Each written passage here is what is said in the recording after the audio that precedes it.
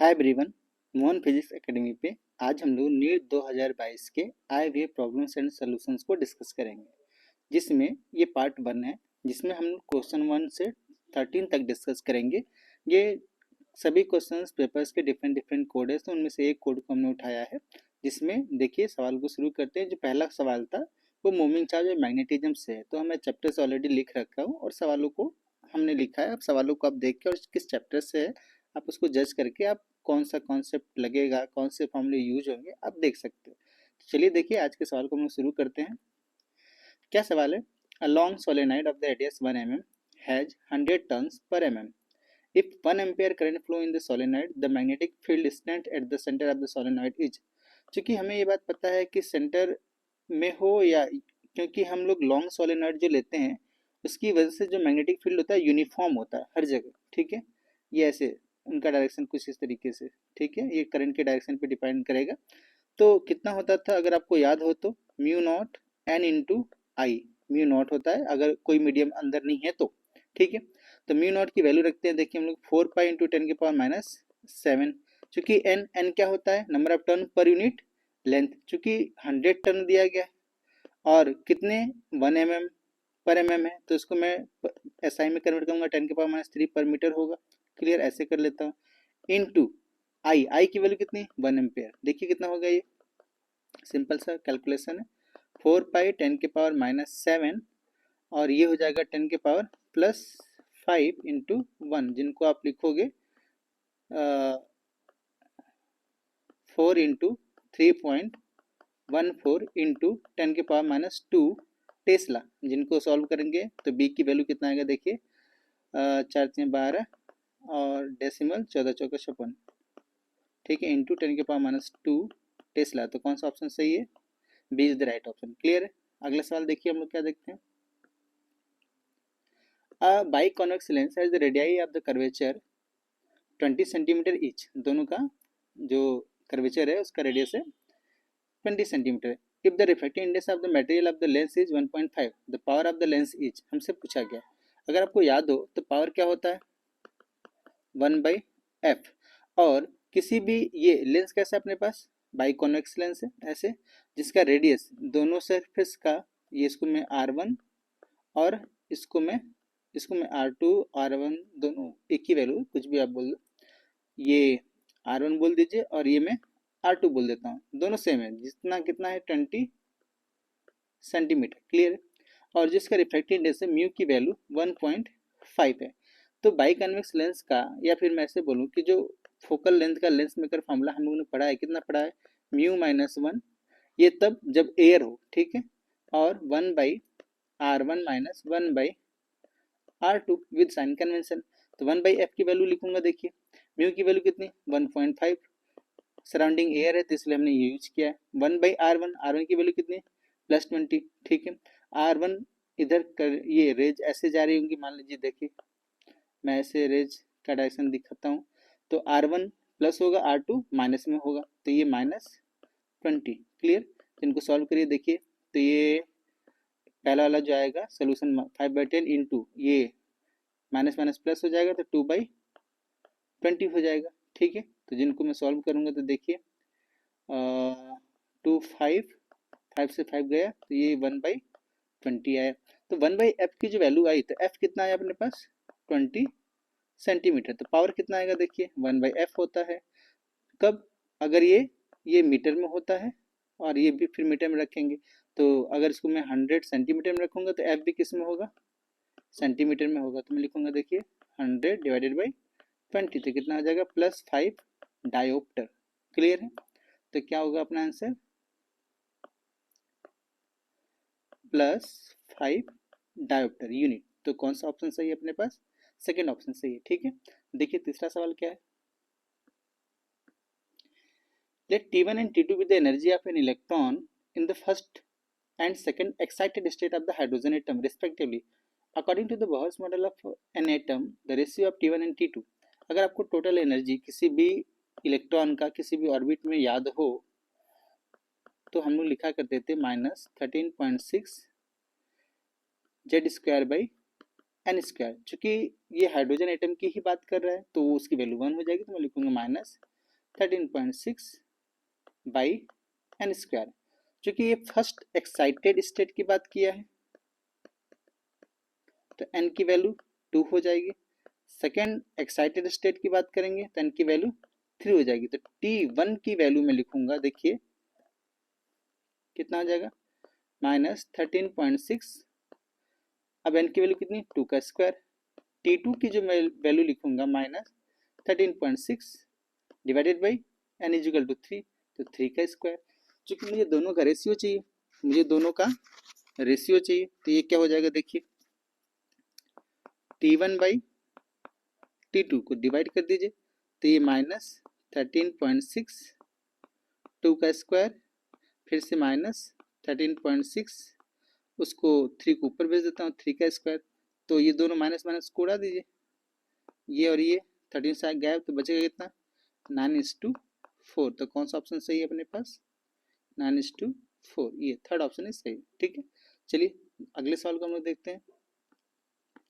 देखिए फोर्थ सवाल क्या हमसे पूछा गया है, the peak voltage of the AC source is equal to. बहुत ही सिंपल सा सवाल है, बस हमें सभी सवालों को नीट में बैठ करके हमारे लिए कौन सा आसान है वो खोजना होता है। क्या होता है बी आर एम एस की value, B naught by √2 is equal to V R M S, ये हम लोगों ने पढ़ रखा है। तो हमसे बोला है कि पीक वैल्यू कितना, तो बी नॉट की वैल्यू कितना लिख दूंगा मैं, √2 times B R M S, V R M S. Clear. तो देखिए कौन सा ऑप्शन सही है, √2 times the R M S value of the source. Clear है, सेकेंड ऑप्शन। फिफ्थ देखिए, फिफ्थ हमको मैचिंग करने के लिए दिया गया है। क्या मैचिंग है, देखिए इलेक्ट्रोमैग्नेटिक वेव बताया गया है और यहाँ पे वेवलेंथ दिया है। अगर आपको ये देखो पूरा रटने वाली सवाल होता है, अगर आपको याद हो तो मैं सीधे थोड़ा कुछ याद दिला देता हूँ। देखिए हम लोग सी, ये गामा, मैं शॉर्ट फिल्म लिखता, ये X, U, V, I, M, R, ठीक है, इस डायरेक्शन में, और लेमडा इंक्रीज करेगा और फ्रीक्वेंसी डिक्रीज। जो हाईएस्ट वेवलेंथ होगा वो किसका होगा, हाईएस्ट वेवलेंथ किसका, रेडियो का। तो सबसे पहले अगर आपको डेटा याद नहीं तो हम उसमें देखते हैं कि 10 की पावर में सब दे रखा है, तो सबसे ज्यादा वेवलेंथ किसका है, सेकेंड वाले का। तो रेडियो कहाँ पे, देखिए ये ए का सेकेंड होगा, ए का सेकेंड, पहली बात तो हमसे जान लेते हैं। ठीक है, तो देखो इनमें से कौन सा है, ए का, थर्ड इज राइट ऑप्शन, बाकी कुछ में है ही नहीं। ठीक है, अगर पहली बात आपको डेटा याद होना चाहिए तभी आप आसानी से कर पाओगे, नहीं याद है तो का मैंने ये ट्रिक बताया, आपको याद रहे तभी बेहतर है, ये हम लोग अच्छे से कराते हैं क्लास में। ठीक है, देखिए अगला सवाल को हम लोग देखते हैं। Question number 6, a square loop of the side 1 mm, resistance 1 ohm is placed in magnetic field of the 0.5 Tesla. If the plane of the loop is perpendicular to the direction of the magnetic field, the magnetic flux through the loop is। सबसे पहले तो हमें एक magnetic loop है, ऐसे plane बनाया गया देखिए, और इसमें जो मैग्नेटिक फील्ड है इसके परपेंडिकुलर है। ये क्या है, मैग्नेटिक फील्ड का डायरेक्शन। क्योंकि मुझे पता है कि जो हम लोग पढ़ रखे हैं फ्लक्स, फ्लक्स को क्या पढ़ा हम लोगों ने, बी डॉट ए, बी और ए दोनों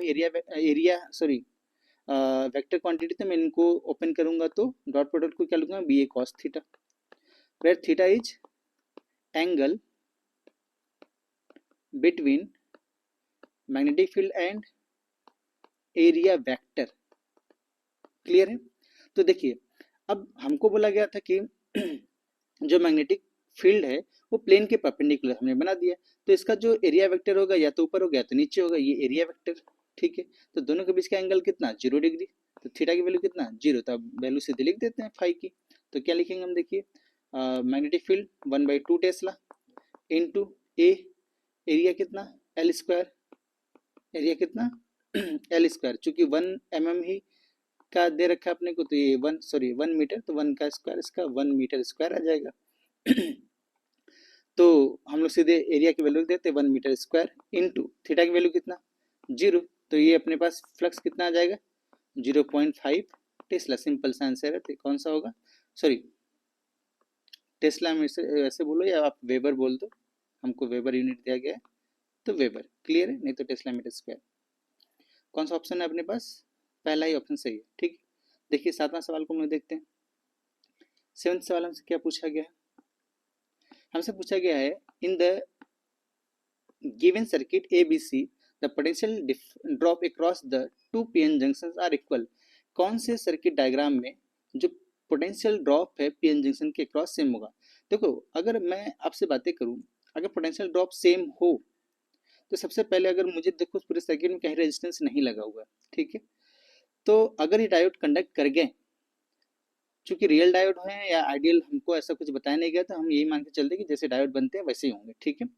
अगर ये रियल डायोड है, रियल डायोड, ठीक है, तो अगर ये कंडक्ट कर गए तो मुझे पता है कि हर एक पोटेंशियल, हर एक के अक्रॉस जो पोटेंशियल ड्रॉप होगा वो सेम होगा, ठीक है। तो देखिए, अगर ए में देखिए तो ए क्या है पहला, ये देखिए पहला वाला जो सर्किट डायग्राम है ये फॉरवर्ड बायस में है, इसमें नो कंडक्शन है, और ये रिवर्स बायस में है। चूंकि इसमें जब होगा, अगर मान लो एक ही टाइप का मटेरियल होगा, मान लेते हैं ये सिलिकॉन या जर्मेनियम, जो भी मान लो, आप सिलिकॉन ही मान लो, ठीक है, तो 0.7 वोल्ट, और इसका भी फिर 0.7 वोल्ट होगा, और यहाँ पे जो कुछ भी होगा रिवर्स बायस में, देखिए यहाँ तो कुछ होगा नहीं, इसमें देखिए रिवर्स बायस में है, तो रिवर्स बायस में माइनॉरिटी की वजह से charge flow, sorry minority charge की वजह से ही करंट फ्लो कर रहा होगा, लेकिन जो कुछ भी होगा कुछ न कुछ तो ड्रॉप होगा। अच्छा, जबकि दोनों ही रिवर्स बायस में, दोनों ही रिवर्स बायस में तो सेम होगा, और दोनों ही ये फॉरवर्ड बायस में, तो दोनों जो कुछ भी होगा यहाँ ए वाले केस में दोनों ही डायोड में पोटेंशियल ड्रॉप सेम होगा, और सी वाले केस में दोनों ही डायोड में पोटेंशियल ड्रॉप सेम होगा, क्योंकि दोनों ही रिवर्स में है सी में, और ए में भी दोनों ही फॉरवर्ड में। तो ठीक है, तो अब मुझे ऐसा कौन सा सवाल देखना है जिसमें ए और सी है, कौन सा ऑप्शन देखिए, ये ए, थर्ड वाला ऑप्शन सही है, ए और सी, ठीक है। आठवां देखिए, आठवां सवाल क्या हमसे पूछा गया है, the displacement time graph of the two moving particle make angle of the 30-45 with x axis shown in the figure, the ratio of their respective velocity हमसे पूछा गया। बहुत ही सिंपल सा सवाल है, देखिए, अब अगर आपको याद हो तो ds बाई dt को हम लोग क्या लिखते थे, वेलोसिटी, और यही तो tan थीटा है, slope of the displacement time graph, ठीक है। तो अगर मैं tan थीटा ही वेलोसिटी बताएगा, तो क्या मैं, अगर इसको मैं tan 30 डिग्री की बात करूं, tan 30 डिग्री, तो v30 इसको मैं लिख देता हूँ, तो ये वैल्यू कितनी हो जाएगी, 1/√3, और tan 45 डिग्री की बात करूँ तो ये v45 बोल देता हूँ, ये हो जाएगा 1। तो मुझसे पूछा गया है the ratio of the their respective velocity, तो v30 degree divided by v45 degree, v मतलब v30 डिग्री में वेलोसिटी ऑन 30 डिग्री पे, ठीक है, तो मैं लिखूंगा 1/√3 इंटू 1, तो देखिए कितना हो जाएगा, 1:√3, कौन सा आंसर है अपने पास, देखिए 1√3, क्लियर। देखिए अगला सवाल देखिए, क्वेश्चन नंबर 9 क्या हमसे पूछा गया, two object mass 10 kg and 20 kg respectively are connected to the two ends of a rigid rod of the length 10 metre with negligible mass, मतलब रॉड का कोई मास नहीं लेना है अपने को, the distance of the centre of the mass of the system from the 10 kg mass, 10 kg के मास से कितना होगा। अगर आपको याद हो तो देखो हम इसको बोल देते हैं 10 kg है, इसको मैं बोल देता हूँ 20 kg है, और मैं इनको एक रॉड से कनेक्ट कर देता हूँ जिसका दूरी में 10 मीटर बता देता हूँ, ठीक है। चूंकि ये सवाल सेंटर ऑफ मास का है तो मैं इसको ओरिजिन मान लेता हूँ, और यहाँ पर फिर कोऑर्डिनेट क्या लिखूंगा, 10,0, और XCOM को अगर आप लोगों ने पढ़ा होगा तो M1x1 plus M2x2 divided by M1 plus M2, यही पढ़ा होगा। तो चूंकि देखिए मैं लिखूंगा M1 इंटू 0 प्लस 20, चलिए मैं पूरा वैल्यू के साथ ही लिखता हूँ, तो मैं यहाँ पे लिखूंगा, देखिए 10 into 0 plus 20 into 10 divided by M1 plus M2, 10 plus 20, तो कितना हो जाएगा, ये सॉल्व करोगे आप तो XCOM की जो वैल्यू आएगी 20 इंटू 10 डिवाइडेड बाई 30, तो ये गए, तो ये बचेगा 20/3 मीटर, कहाँ से, फ्रॉम 10 kg, फ्रॉम 10 kg, क्योंकि ओरिजिन हमने कहाँ माना था, 10 kg पे, ठीक है। तो कौन सा ऑप्शन सही होगा अपने पास, 20/3 मीटर, क्लियर है। देखिए अगला सवाल, electrostatic potential, the angle between the electric line of the force and the equipotential surface, electric line of the force बोलो या इलेक्ट्रिक फील्ड लाइन, दोनों बातें सेम है, क्योंकि हम लोगों ने सीख रखा कि इलेक्ट्रिक फोर्स के डायरेक्शन में इलेक्ट्रिक फील्ड लाइन होती है, ऐसे बोलो कि इलेक्ट्रिक फील्ड लाइन के डायरेक्शन में इलेक्ट्रिक फोर्स होता है, ठीक है।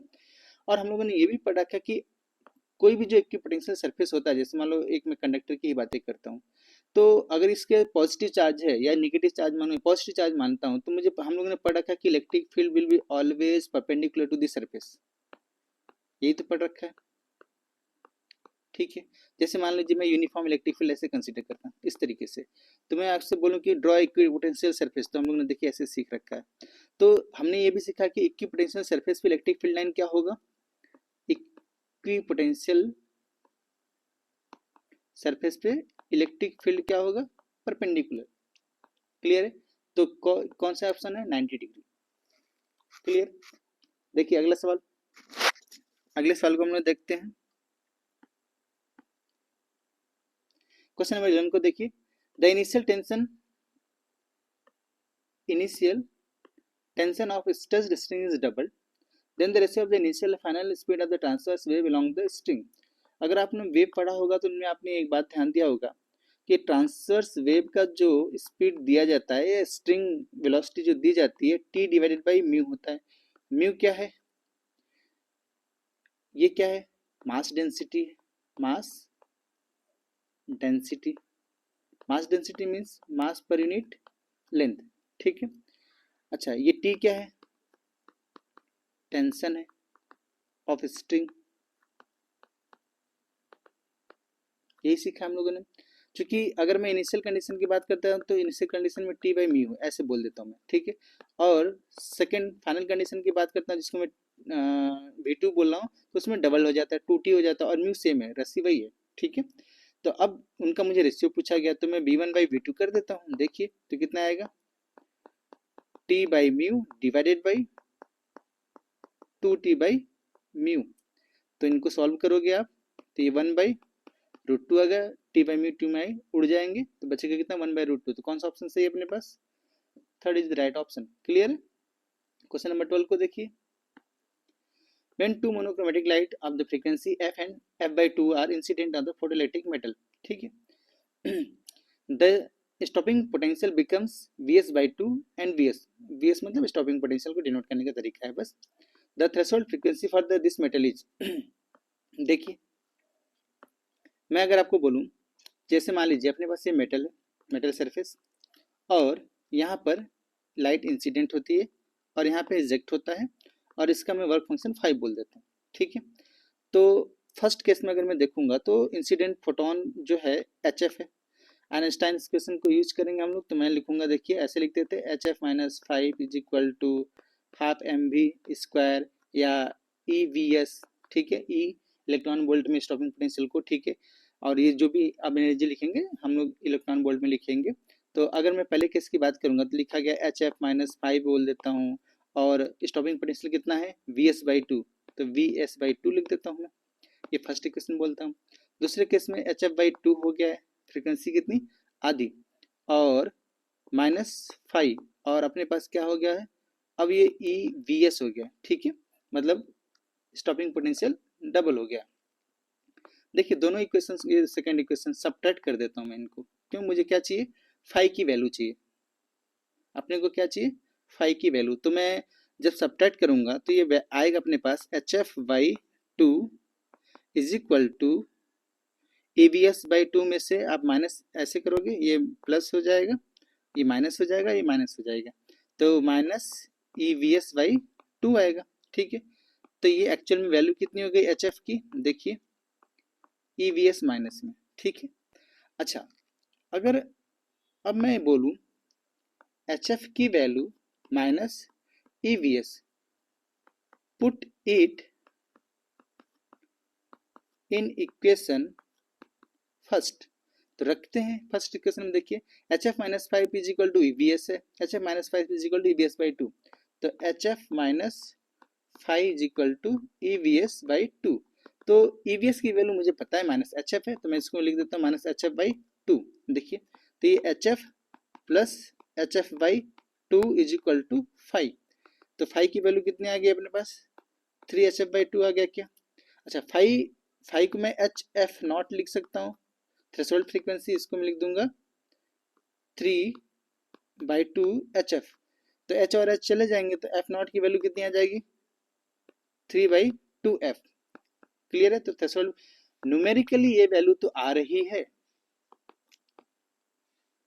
बट अगर आप ध्यान से देखो कि जो अपना इंसिडेंट फ्रीक्वेंसी है उससे ज्यादा है वर्क फंक्शन, तो नो इलेक्ट्रॉन विल इजेक्ट, कोई इलेक्ट्रॉन बाहर ही नहीं आएगा। तो ये प्रैक्टिकली कोई पॉसिबिलिटी नहीं है, नॉट पॉसिबल। फिर भी ऑप्शन हमें दिया गया है, न्यूमेरिकल हम सॉल्व कर रखे हैं, तो इसका ऑप्शन कौन होगा 3/2F है। क्लियर है। क्वेश्चन नंबर 13 को देखते हैं। देखिए क्वेश्चन नंबर 13 हमसे क्या पूछा गया है, इनको पढ़ते हैं।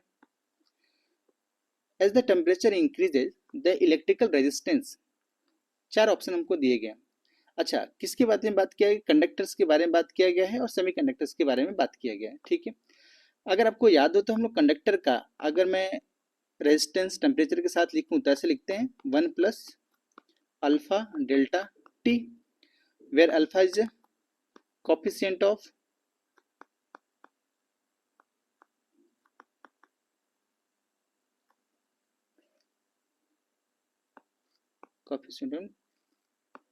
टेम्परेचर कोफिशिएंट, ऐसे बोल देता हूँ मैं,